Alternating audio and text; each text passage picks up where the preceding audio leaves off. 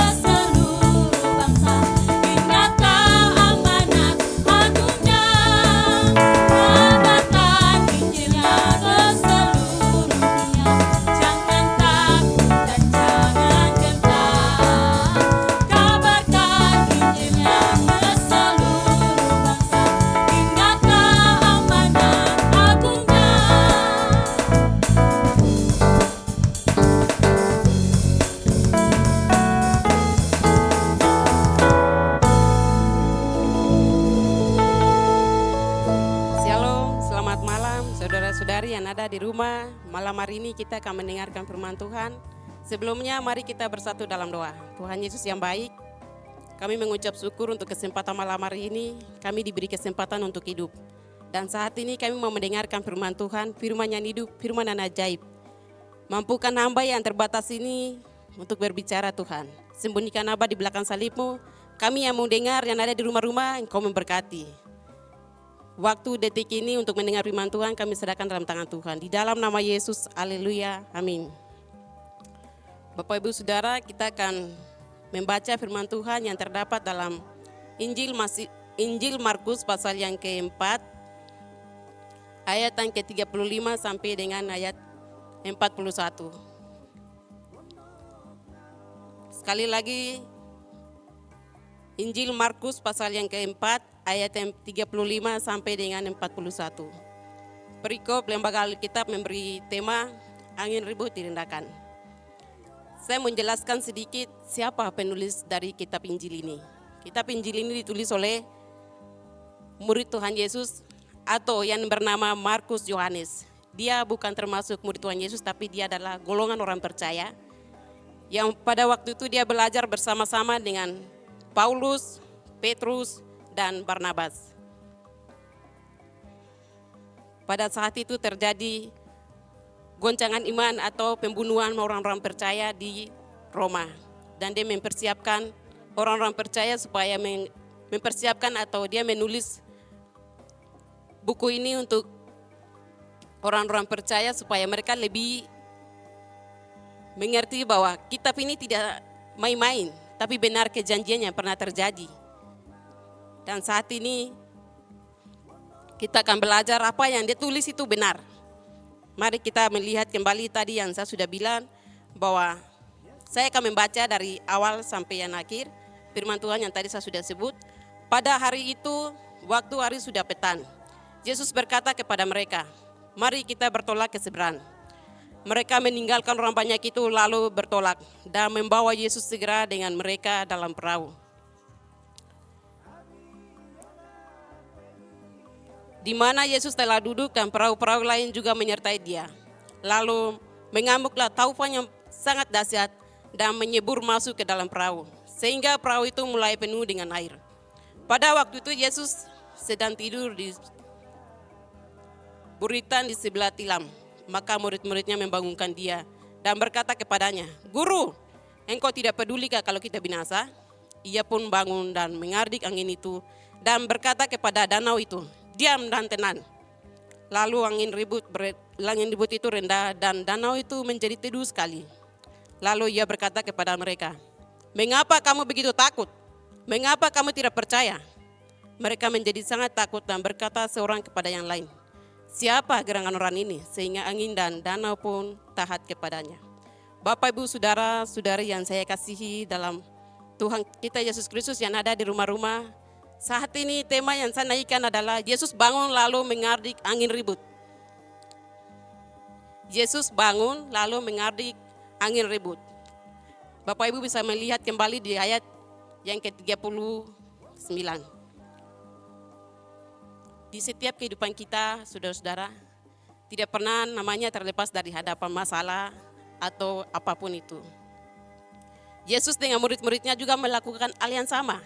Setelah Yesus mengajar di Galilea, di tempat-tempat yang lain menggunakan perumpamaan-perumpamaan, Yesus mengajak murid-muridnya menyeberang ke danau dan Yesus melakukan mujizat yang besar. Saat dalam perjalanan Yesus dan murid-muridnya, di sini kita melihat bahwa ada perahu-perahu lain lagi yang ikut beserta dengan Yesus. Artinya ada orang-orang lain lagi selain dengan murid-muridnya. Rombongan yang lain lagi bersama-sama dengan Yesus. Padahal Yesus tidak mengizinkan mereka, tapi orang-orang ini ingin sekali menjalani bersama-sama dengan Yesus. Mereka bukan karena percaya Yesus, tapi karena mereka melihat Yesus melakukan mujizat-mujizat besar yang tidak pernah orang lain lakukan. Dan mereka kagum melihat perbuatan itu, akhirnya mereka mengikuti Yesus. Dan di sana dalam perjalanan Yesus juga di sana dia tidur. Kenapa dia tidur?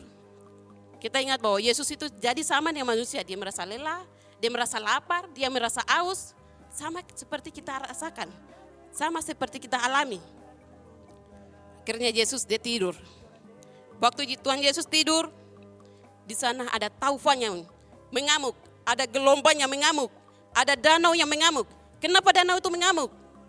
Kenapa angin ribut itu begitu ribut? Kita melihat di sini bahwa Yesus yang sang pemberi juru selamat itu mau lewat ke sana. Karena Yesus yang bukan Yesus biasa-biasa yang mau lewat ke sana. Tapi Yesus ini yang biasa membuat mujizat. Orang sakit sembuh, orang lumpuh berjalan. Dan sebelum-sebelumnya Yesus pernah lakukan itu. Dan kita tahu bahwa Yesus itu berkuasa di alam semesta. Karena Yesus berkuasa di alam semesta, alam di sana tidak terima kedatangan Yesus dengan murid-muridnya. Rencana setan, rencana dari iblis adalah ingin menenggelamkan Yesus dengan murid-muridnya di danau itu, di air itu. Supaya pelayanan Yesus dengan murid-muridnya tidak berhasil sampai ke menyeberang ke sebelah. Itu adalah rencana setan dengan rombongannya. Dia bekerja sama dengan kuasa-kuasa gelap yang ada di alam angkasa sana. Dan Tuhan Yesus pun tidak tinggal diam. Kita melihat kembali lagi bahwa di sana juga ayat yang ke-37, lalu Yesus mengamuk, lalu taufan mengamuk sangat dahsyat dan ombak menyeru masuk ke dalam perahu sehingga perahu itu penuh dengan air. Bapak Ibu Saudara, di sini kita melihat bahwa Yesus dengan murid-muridnya mereka ada dalam bahaya. Bahaya besar yang sedang mereka hadapi. Di mana tempat yang mereka duduk, air masuk. Ini artinya bahwa mereka tidak bisa selamat, tidak ada jalan lain selain mereka kalau puji Tuhan kalau ada yang tahu berenang. Tapi kalau tidak tahu berenang, pasti selamatlah mereka. Selamat bukan berarti selamat untuk keluar, tapi selamat untuk mati. Bapak Ibu Saudara, bagian pertama yang saya ambil di sini adalah pencobaan dalam perjalanan Yesus dengan rombongannya. Kenapa saya bilang dengan rombongannya? Karena ada perahu-perahu lain juga yang menyertai Yesus dalam pelayanannya ini. Bagian yang kedua, Guru, engkau tidak pedulikah kalau kita binasa? Kita bisa melihat lagi ayat yang berikutnya, 38. Pada waktu itu Yesus sedang tidur di buritan. Sebuah tilam, maka murid-muridnya membangunkan dia dan berkata kepadanya, Guru, engkau tidak pedulikah kalau kita binasa? Guru, di manakah engkau? Mereka sudah pasrah di sana, tidak ada jalan keluar lain lagi. Tidak ada tempat untuk mereka harus minta pertolongan ke siapa. Kalau mereka tidak minta tolong kepada Tuhan, berarti sudah tidak ada jalan lain. Tapi di sini, puji Tuhan, haleluyanya, murid-murid tidak tinggal diam. Walaupun murid-murid ini kita tahu bahwa mereka ini orang terpelajar. Sebagian dari mereka adalah penyala ikan. Berarti mereka sudah orang pengalaman yang menyala ikan-ikan di sana. Sudah pengalaman untuk mencari nafkah di danau sana, di lautan sana. Tapi gelombang yang saat ini terjadi, waktu itu terjadi, mereka tidak bisa menyelamatkan diri mereka. Bahkan guru mereka pun mereka tidak sudah selamatkan. Karena barang yang mereka hadapi ini tidak pernah mereka alami seperti itu. Seumur hidup mereka tidak pernah alami. Jadi mujizat Tuhan terjadi apa? Apa yang mereka lakukan? Mereka bilang, Guru, kami binasa, engkau tidak peduli kah? Bukan karena Tuhan tidak peduli. Tadi saya sudah bilang bahwa Tuhan Yesus capek dalam pelayanannya. Sampai Tuhan Yesus harus istirahat. Banyak orang berkata bahwa Tuhan Yesus sengaja mencobai murid-muridnya. Tuhan tidak pernah mencobai siapapun. Tuhan datang untuk menyelamatkan kita, bukan untuk mencobai kita. Kalau ada pemahaman yang mengatakan bahwa Tuhan datang untuk mencobai, itu salah. Hanya sekarang musuh kita adalah iblis, bukan Tuhan. Tuhan menyelamatkan. Tuhan membawa pembaruan. Tuhan membawa pemulihan. Tuhan membawa kesembuhan. Tuhan membawa perubahan. Perubahan yang terjadi adalah murid-muridnya yang saat itu mereka gelisah. Mereka takut. Yesus pun tinggal tutup mata. Yesus pun buka mata. Bagian yang ketiga, ia pun bangun lalu mengardik angin itu. Dia tidak tinggal diam. Saat itu Yesus langsung bangun. Saat itu langsung Yesus kasih perhatian khusus kepada mereka. Padahal pertamanya mereka bilang apa? Tuhan, kau tidak peduli. Seolah-olah kami ini binasa. Kau tidak peduli. Di mana kau? Tapi Tuhan tidak tinggal diam. Bapak Ibu Saudara, mungkin masalah datang kita merasa kita sendiri, seorang diri. Tidak bisa menyelesaikan masalah kita. Karena kita manusia memang. Hidup di dunia tidak terlepas namanya dari tantangan atau cobaan. Tapi kita melihat kembali lagi apa yang Yesus lakukan. Yesus tidak tinggal diam. Kita melihat kembali di ayat yang 39. Ia pun bangun mengardik angin itu dan berkata kepada danau itu, diam, tenanglah. Lalu angin itu rendah dan danau itu menjadi teduh sekali. Bapak Ibu Saudara, kenapa danau dan angin itu ribut, saya kembali lagi di atas. Karena Yesus, saya kasih bocoran sedikit. Yesus akan melepaskan orang-orang yang terikat dalam kuasa-kuasa kegelapan. Kita bisa lihat di bawah Yesus mengusir roh jahat dari orang Gerasa. Yesus ingin melepaskan, membawa pembaruan di wilayah sebelah, akhirnya halam yang ada di sana mengamuk. Tapi di sini Yesus juga turun tangan, Yesus bilang, tenang. Dia tidak bicara kepada murid-muridnya, tapi dia bicara kepada halam itu. Danau itu, taufan yang mengamuk itu. Dia berkata pada diam dan tenang. Yesus sampai penguasa memberi mereka petunjuk bahwa danau apapun di dunia ini semua tunduk di bawah kuasa Tuhan. Walaupun ada kuasa-kuasa lain ingin menghalangi perjalanan kita hamba Tuhan, anak-anak Tuhan, orang-orang percaya yang ada di rumah-rumah saat ini, saya mengajak, ingatlah bahwa Tuhan tidak pernah tinggal diam dan tutup mata. Dia peduli dengan keadaanmu saat ini. Dia peduli dengan apa yang engkau butuhkan. Berseru memanggil nama Tuhan. Karena dia tidak akan pernah tinggalkan anak-anaknya seperti anak-anak jati piatu, tapi dia akan datang menolong. Tangannya terbuka. Jangan kau datang kepada Tuhan karena kau bukan membuat sesuatu, tapi datanglah kepada Tuhan dengan apa adanya keadaanmu saat ini. Jangan berpikir kau akan berubah besok, kau akan berubah lusa, tapi saat ini Tuhan sedang membuka tangan untukmu. Seperti untuk murid-murid waktu itu, Yesus langsung bangun dan berdiri. Dia langsung mengamuk dengan danau atau tofan yang terjadi di sana. Yesus berkata, diam dan tenang, artinya di dalam Yesus ada ketenangan, ada damaian, ada sukacita yang abadi, tidak pernah digoncangkan oleh apapun, karena Yesus adalah sumber kedamaian itu. Bagian yang berikut adalah Yesus berkata kepada mereka, setelah angin ribut, Yesus berkata, kenapa kamu takut? Kenapa kamu takut? Kamu kurang percaya. Di situ Yesus sendiri yang berkata begitu di bawahnya. 40 bilang, lalu ia berkata kepada mereka, mengapa kamu begitu takut? Mengapa kamu tidak percaya? Murid-muridnya ini jelas, saya juga kalau jadi mereka pasti saya takut karena gelombang yang begitu dahsyat. Murid-muridnya mengalami itu. Kenapa murid-muridnya sendiri tidak bisa melakukan mujizat? Saya baca-baca lagi ayat sebelumnya bahwa Tuhan Yesus belum beri kuasa kepada mereka. Setelahnya baru Tuhan Yesus beri kuasa. Jadi secara manusia wajarlah mereka takut. Tapi di sini bukan berarti ketakutan itu membawa kita terus, menghantui kita terus setiap hari. Tapi Yesus berkata begini, kenapa kamu takut anak-anakku? Masih ada saya yang ada di sini. Kamu andalkan siapa selama ini? Kalau kita mengandalkan Yesus, tidak perlu kita takut. Tidak perlu kita bimbang. Tidak perlu kita khawatir. Terserah orang mau bilang apa. Tapi bukan Yesus yang bilang. Yesus adalah juru selamat itu. Yesus adalah Tuhan di atas segalanya. Dia akan memberikan kemampuan bagi kita. Karena Yesus berkata bahwa kamu kurang percaya. Tuhan Yesus tidak bilang kamu tidak percaya, tapi kurang percaya. Kita ragu-ragu dengan kuasanya. Tapi Tuhan bilang, tenang. Ini aku. Bukan saya maksudnya, Tuhan Yesus. Dia akan memberikan pertolongan bagi kita semua. Bagi Bapak Ibu yang saat ini mungkin mengalami cobaan, goncangan, mengalami tantangan dalam keluarga, di dalam kantor, di dalam persekutuan, atau entah di mana saja, atau dari lingkungan keluarga dekat, atau dari tetangga-tetangga. Jangan khawatir, mereka bukan Yesus yang bilang. Yesus bilang datang kepada saya. Hanya kepada Yesus dah ada ketenangan, ada damaian. Di luar Yesus semuanya akan binasa, saudara-saudara. Karena seperti tadi murid-muridnya bilang apa? Kami binasa, kami dalam bahaya, kami dalam ketakutan. Yesus memberikan jawaban yang pasti bahwa tidak ada kebinasaan di dalam Yesus. Di dalam Yesus adalah ada kehidupan. Saya mengajak Bapak Ibu sekali lagi lihat di ayat yang berikutnya.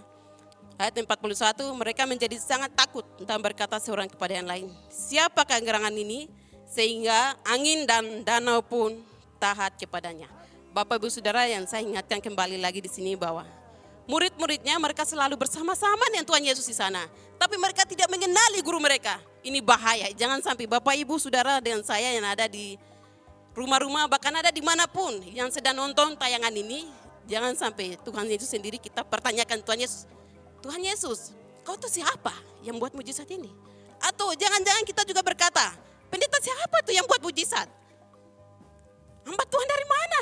Dari golongan mana? Kita mulai mengkhawatirkan kuasa Tuhan yang bekerja dalam hamba Tuhan itu. Itu hati-hati. Jangan sampai kita sendiri eran-eran dengan pendetanya, tapi kita tidak kagum dengan Yesusnya. Karena Yesus itu yang memberi kuasa. Karena orang-orangnya mau siap menerima dan mau siap diubahkan. Saya mengingat kita kembali lagi, kalau ada goncangan, cobaan yang datang, kemanakah kita pergi? Kita pergi ke jalan lurus atau jalan miring? Kebanyakan kalau ada goncangan dan cobaan seperti yang dialami oleh murid-murid Tuhan, mungkin kita alami tidak seperti yang di laut sana atau di danau sana. Kita mengalaminya di tempat yang lain. Mungkin kita berkata, ada orang satu yang datang lagi bilang, kamu pergi ke hamba Tuhan ini boleh. Kamu pergi ke orang ini boleh. Penyakitmu akan sembuh. Kalau kau ke sini, kau akan dapat keturunan. Kau ke sini, kau akan dapat ini. Dan itu semuanya bohong. Pekerjaan setan, mereka sedang kompromi dengan setan. Saya mau kasih tahu. Jangan kita menjadi kaki tangan dengan iblis di sini. Tapi kita tetap cari Tuhan. Tuhan berkata apa? Mari semua yang letih, lesu dan berbeban-berat. Datanglah kepadaku. Aku akan memberikan kelegaan bagimu. Kelegaan itu hanya ada dalam Yesus. Jangan pernah khawatir saudara-saudara. Kalau khawatir berarti kita sedang memberi kesempatan kepada iblis. Dan iblis akan menyerat kita keluar, mempengaruhi pikiran kita. Dan kita tidak akan pernah dapat namanya ketenangan dan kedamaian itu. Kalau kita tidak ada di dalam Kristus. Kalau Bapak Ibu Saudara yang ada seperti itu, bertobatlah dari sekarang. Mungkin suka ikut-ikut dukun, ikut-ikut moya-moyan adat-adat istiadat, bertobatlah dari sekarang. Kita ingat bahwa hanya Yesus jalan keselamatan. Tidak ada jalan lain. Kalau kita mau ikut jalan lain, berarti siap kita binasa. Kita sedang diseret, diikat, dan diperbudak oleh iblis dan setan-setannya. Karena seperti yang ayat yang sebelumnya itu bahwa Yesus itu mau pergi dalam pelayanannya untuk melepaskan orang-orang yang terikat dalam kuasa-kuasa gelap. Termasuk laki-laki dari Genesaret di sebelah di bawahnya. Bapak Ibu boleh lihat di ayat yang kelima dan baca seterusnya. Kamu akan mengalaminya. Siapa yang mereka halangi? Yesus itu. Tidak bisa dihalangi dengan apapun. Pelayanan kita boleh siapa saja menghalangi kita, tapi jangan api Roh Kudus yang sedang berkobar-kobar dalam hati kita tuh padam dan tidak bisa lakukan apa-apa. Ingatlah bahwa Yesus sanggup melakukannya. Saya mengingatkan kita kembali lagi, kalau saudara-saudara merasa kalau tidak diterima, Yesus siap menerima kalian. Menerima saya dan saudara, tangan Tuhan terbuka untuk siapa saja. Saya mengingatkan kita kembali lagi, jangan sampai kita berkata kita sedang binasa. Siapa yang mau dibinasakan di sini? Biar iblis saja yang binasa, jangan sampai manusia-manusia ini binasa di dalamnya. Karena itu Bapak Ibu yang nonton di YouTube ini, di channel kita Suara dari Timur, berubahlah hidupmu, bergantung sama Yesus. Jangan bergantung sama keluarga. Keluarga mungkin akan mengecewakanmu karena kau bergantung penuh sama mereka. Tapi kalau kau bergantung sama Tuhan, Tuhan tidak pernah mengecewakan siapapun. Tuhan datang hanya menyelamatkan. Iblis datang hanya menghancurkan. Ingat, pilihan ada di tangan kita. Tapi saya tidak mau, jangan terus dipuji-puji sama iblis. Pergi ke tempat-tempat yang lain. Maksudnya bukan untuk pergi cari kedamaian, tapi cari kebinasaan. Karena iblis sedang mengejar orang percaya. Yesus saja pun mau ditenggelamkan, apalagi dengan kita yang terbatas. Jangan khawatir, Roh Kudus selalu ada untuk kita. Pada saat kita lupa, Roh Kudus akan mengingatkan kita, akan mengingatkan kita bahwa ada pertolongan dalam Yesus. Waktu Yesus naik ke surga, dia memberikan Roh Kudus kepada saya dan saudara. Dia adalah guru kita, dia adalah penolong kita. Dia akan sanggup melakukan perkara-perkara yang besar untuk saya dan saudara. Karena di Injil-Injil yang Matius dan Lukas juga mengatakan hal yang sama. Mereka minta tolong, guru-guru kami binasa. Yesus pun datang dan menolong mereka. Mereka bilang, Tuhan tolong. Tuhan pun datang, tidak meninggalkan mereka. Begitu juga dengan saya dan saudara. Kemanapun kita pergi, kita tidak sendirian. Yesus tidak tutup mata. Yesus itu penguasa segalanya. Bagaimana dia mau tutup mata kalau anak-anaknya sedang menyerit meminta tolong? Dia adalah jawaban kita. Tuhan Yesus memberkati kita semua, Bapak Ibu yang ada di rumah. Saat ini saya mau berdoa untuk saudara-saudara yang ada di rumah. Mungkin mengalami kelemahan tubuh, mungkin mengalami masalah berat yang tidak bisa diselesaikan oleh manusia. Tapi saya percaya bahwa saya punya Yesus. Saya dengan saudara-saudara punya Yesus itu sanggup melepaskan kita dari cobaan. Mari kita berdoa. Tuhan Yesus yang baik, kami mengucap syukur kepadamu. Engkau hebat, engkau luar biasa, engkau ajaib. Engkau membuat mujizat yang besar yang tidak bisa dilakukan oleh manusia. Engkau lakukan sampai-sampai dirimu dikorbankan demi menebus hidup kami Tuhan. Dan saat ini kami telah belajar bagaimana keluar dari cobaan itu Tuhan. Tuhan, kami manusia yang terbatas, kami memerlukan Engkau Tuhan. Engkau tolonglah kami semua. Mungkin ada orang-orang yang sakit di rumah-rumah, Tuhan Engkau sembuhkan mereka. Mereka mengalami masalah, Tuhan akan jadi solusi bagi mereka Tuhan. Mereka yang ada dalam keburukan, Tuhan Engkau angkat semua keburukan mereka Tuhan. Ada dalam kekhawatiran, Engkau beri penghiburan bagi mereka Tuhan. Kekhawatiran mereka pun Engkau angkat di dalam nama Yesus. Engkau yang sumber kuasa itu Tuhan menyembuhkan, menyelamatkannya Tuhan. Tuhan, kami juga ingin berdoa Tuhan untuk program-program yang dilaksanakan oleh PGBP, Tuhan Engkau berkati.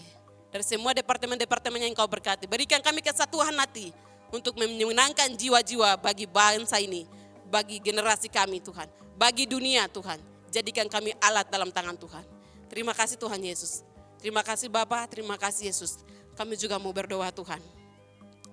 Konferensi wilayah yang akan kami adakan Tuhan. Di minggu berjalan ini Tuhan, Engkau berikan kekuatan kepada panitia yang sedang melakukan program ini Tuhan. Panitia yang sedang terlibat, semuanya Engkau berkati. Peserta yang akan ikut nanti, semuanya Engkau berkati. Tuhan, Engkau memberkati orang-orang yang memberkati persekutuan ini, Tuhan Engkau berkati mereka. Orang-orang yang lain Tuhan yang tidak terlibat, tapi mereka kami nonton YouTube ini juga Engkau memberkati mereka Tuhan.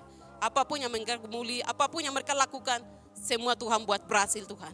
Engkau kirim berkat dari Abraham, Ishak dan Yakub, limpahkan dalam kehidupan mereka. Supaya mereka tetap mengandalkan Yesus, satu-satunya juru selamat, dan menjadi saksi dan menjadi berkat bagi bangsa dan negara Tuhan. Terima kasih Tuhan Yesus. Kami juga berdoa untuk anak-anak Tuhan yang kerja di tempat ini, bekerja untuk program ini, Engkau memberkati mereka dengan cara Tuhan. Yang ada di belakang layar Tuhan, Engkau memberkatinya Tuhan. Biar Engkau sendiri yang mengambil alih Tuhan. Kami manusia terbatas, tapi kami punya Tuhan yang tidak terbatas itu. Akan memberkati kami dengan kuasa yang baru, berkat-berkat yang baru Tuhan. Terima kasih Bapa, segala pujian, hormat, kemuliaan hanya bagi-Mu Tuhan. Bukan kehendak dan kemauan kami yang jadi, melainkan kehendak dan kemauan Tuhan yang terjadi di dalam kehidupan kami. Di dalam nama Kristus Yesus Allah kami yang hidup. Haleluya, amin. Shalom Bapak Ibu Saudara sekalian. Haleluya, di malam hari ini kita akan memuji dan memuliakan Tuhan kita. Haleluya, sama-sama kita berikan kemuliaan sorak-sorak bagi Tuhan kita. Haleluya. Terpujilah nama-Mu Tuhan, sebab Dia adalah Raja dalam hidup kita. Haleluya.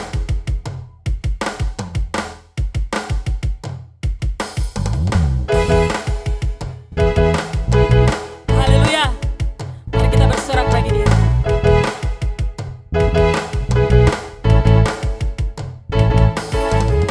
Terpujilah nama-Mu Tuhan, kuat dan penuh kemuliaan.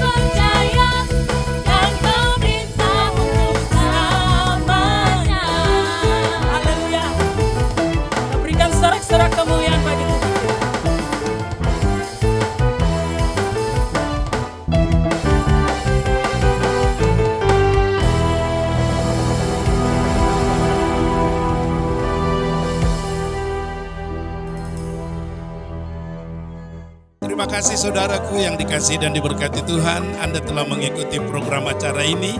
Dan kami berharap Anda diberkati melalui program-program acara yang kami hadirkan untuk memberkati Anda.